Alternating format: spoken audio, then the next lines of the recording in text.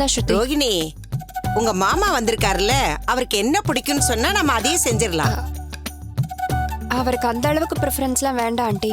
என்ன செஞ்சு கொடுத்தாலும் சாப்பிடுவாரு. உன் அப்பா வந்திருந்தாருன்னா இன்னும் நல்லா இருந்திருக்கும். சரி பரவாயில்ல, இப்போ உன் மாமா வந்திருக்காரு, பின்னாடியே அப்பா வந்துருவாரு. ஐயோ, இப்ப அதுக்கு வேற ஒரு நடிக்கிறவரை பிடிக்கணுமா? இந்த ஆளை வச்சு எப்படி சமாளிக்க போறேன்னு தெரியல. ஏய், இன்னமா வெட்டிக்கிட்டு இருக்கீங்க? எவ்வளவு நேரம்?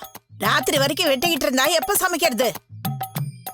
இவ்ளோ காய்கறி எல்லாம் இருக்கு, 2 பேர் வெட்டினா எப்படி அத்த சீக்கிரமா முடியும்? மீனா எல்லாத்தையும் தனியா தானே பண்ணிக்கிட்டு இருந்தா. அதுக்குதான் நான் அவளையே பண்ண சொல்லுங்கன்னு சொன்னேன். விடியற வரைக்கும் வெட்டினாலும் பரவாயில்ல, நீ தான் செய்யணும். செய். அத்தை,